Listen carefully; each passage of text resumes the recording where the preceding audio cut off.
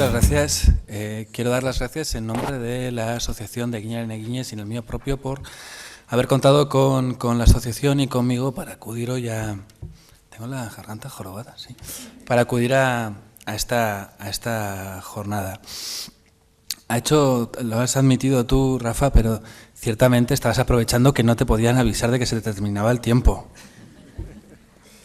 Vale. En mi caso, yo lo que quería presentaros aquí es un poco un testimonio colectivo, es decir, el testimonio de la asociación de Guiñes durante todos estos años en cuál ha sido nuestra labor frente a la lucha o la reivindicación por la igualdad de derechos y oportunidades de las personas con discapacidad, discapacitadas, con diversidad funcional. Ahí todavía tenemos, creo que sigue pendiente el debate terminológico, pero bueno. Guiñar en Eguiñes lleva casi 40 años trabajando por eso, lo que comentaba ahora, la igualdad de derechos y oportunidades, también de deberes, de las mujeres y los hombres en situación de discapacidad. Voy a utilizar esa terminología igual. Que diga hombres y mujeres y no personas no es baladí, pero lo comentaré después. Este camino ha sido largo y comenzó hace, pues eso, casi 40 años, cuando Eguiñes no se llamaba Eguiñes, sino que se llamaba ANFA, la Asociación de Minusválidos Físicos de Álava. Y tiene importancia la cuestión del término porque en los 70, a pesar de que ya, sobre todo en las áreas anglosajonas, empezaba a trabajar con el paradigma social de la discapacidad, que lo que dice es que la discapacidad es una situación que concurre cuando interactúan diferentes factores. Uno de ellos es el factor personal, es decir, las características personales que tiene ese individuo, y otro que es las características ambientales, de qué modo actúa sobre esa situación personal el entorno, la sociedad. Pero eso era por ahí lejos, sobre todo lejos ideológica y conceptualmente. Aquí seguíamos con ese paradigma médico rehabilitador en el que la persona minusválida era alguien que estaba roto. Estaba roto y lo que había que hacer era arreglarlo, rehabilitarlo para que pudiera ocupar algún tipo de puesto funcional en la sociedad, se pudiera adaptar a la sociedad. Por aquí se ha comentado también, y antes también, para que fuera útil, para que su vida tuviera algún tipo de sentido. En ese entorno también tan hostil, ANFA, a pesar de tener aquel nombre, se situaba a la vanguardia. Se situaba a la vanguardia porque no era una asociación que nunca comulgó con ese paradigma, sino que, digamos, que fue de las... Voy a echar flores, porque como hablo yo, me echo flores a mí mismo y a la asociación. Fue la vanguardia, o una de las vanguardias, en lo que eran los colectivos de mujeres y hombres con disfuncionalidades orgánicas o en situación de discapacidad, porque no se realizaba una labor asistencial, por eso lo de más allá de la asistencia o del asistencialismo. No se tenían apenas, aunque sí que quedaban algunas actividades específicas, no se realizaba autoayuda, sino que lo que ANFA desde aquel momento pretendía era la transversalidad y la inclusión, alejado de esa asistencia hacia las mujeres y los hombres del colectivo. De ahí que lo que se hiciese fue una lucha por reivindicación de derechos, el derecho a la accesibilidad, el derecho a la educación, el derecho al empleo, el derecho al ocio y el tiempo libre desde la normalización. A pesar de que a mí hablar de normalización no me gusta nada. Eso de que dicen que qué es ser normal o qué es la normalidad. Y la respuesta es un sitio oscuro lleno de gente muy rara. Pero bueno, sí, vamos a hablar de normalización. Desde aquel momento, las mujeres y los hombres que participaban en ANFA tenían muy claro que su labor era lograr el empoderamiento y la autodeterminación de los individuos, del colectivo. Esto también me lleva a reafirmarme lo que hablaba antes de la vanguardia, porque ahora parece como que está institucionalizado ya lo de la lucha o la reivindicación de la autonomía personal, de la autodeterminación, de la vida independiente, y para ANFA no era nada extraño. Para Eguíñez no es nada extraño porque se lleva realizando los últimos 30 y tantos años. Eso sí, se lleva realizando un poco con la extrañeza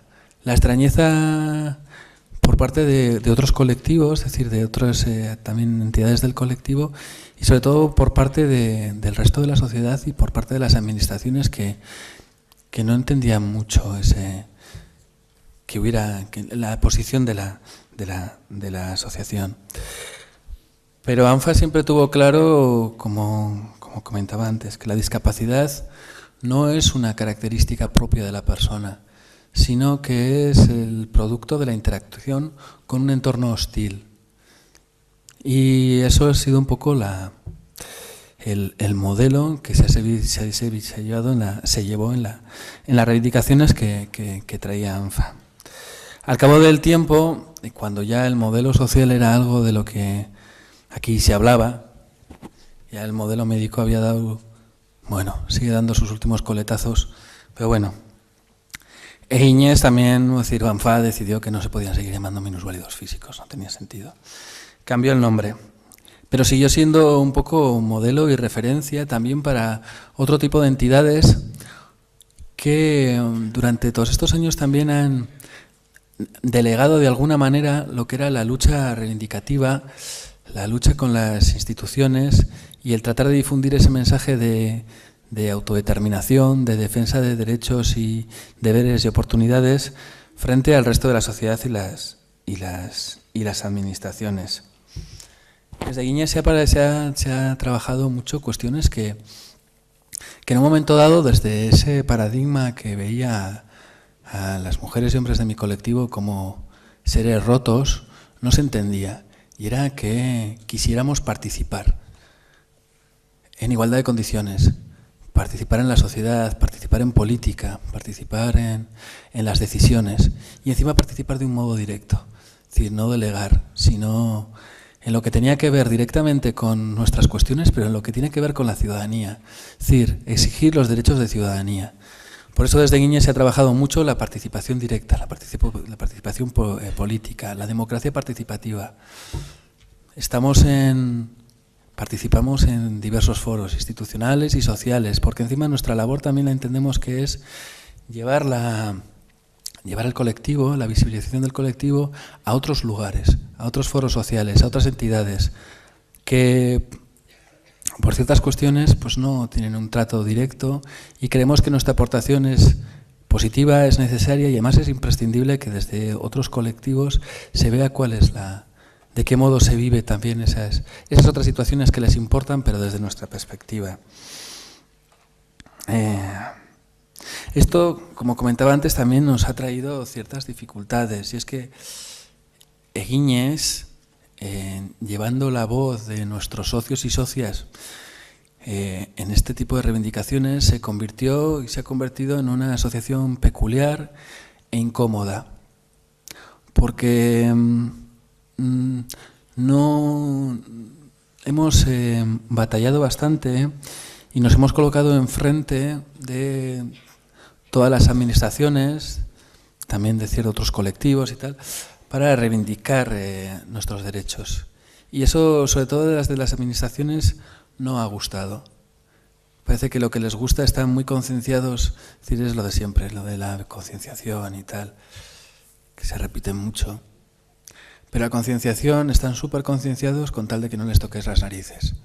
Cuando tú lo que haces es ponerte enfrente y decirles, estarás todo concienciado que quieras, pero no estás cumpliendo con mis derechos, ya no es que no los estés defendiendo frente a terceros, sino que tú eres la mayor incumplidora. Ya eso no les gusta. Y entonces tu asociación ya chirría.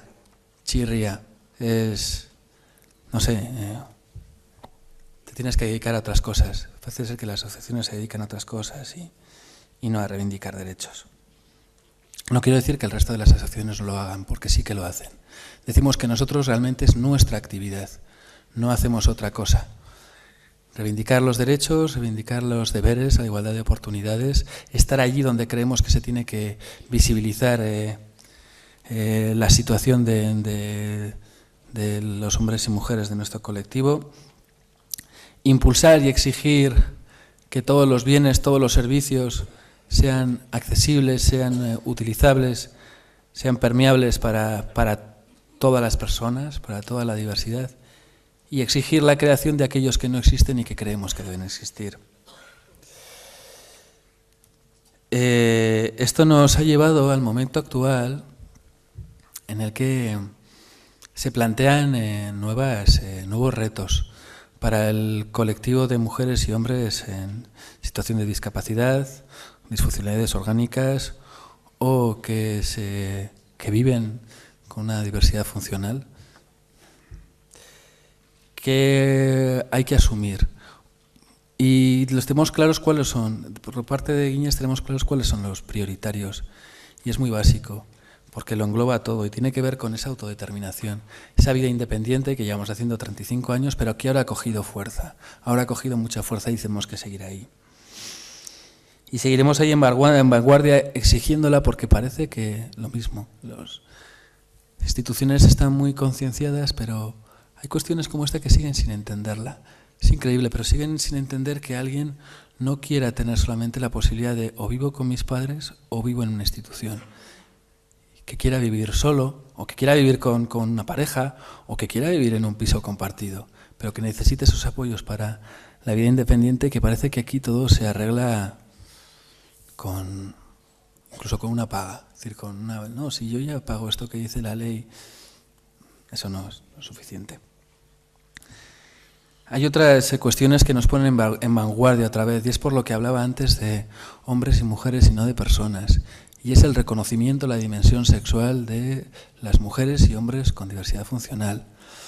Todavía siguen todos esos mitos. Antes Arantxa hablaba de esa hipersexualización, esos mitos de ese instinto exacerbado que parece, y que al final es una consecuencia de la negación, la ocultación de toda esa dimensión sexual. Si alguien no se le habla, parece que no existe, no sabe qué es lo que hay, no lo ve, lo más lógico es que no sepa cómo actuar, cómo gestionarse. Lo más lógico es que si nunca sabe de qué manera comportarse, lo más lógico es que actúe pues de maneras que no son bien vistas.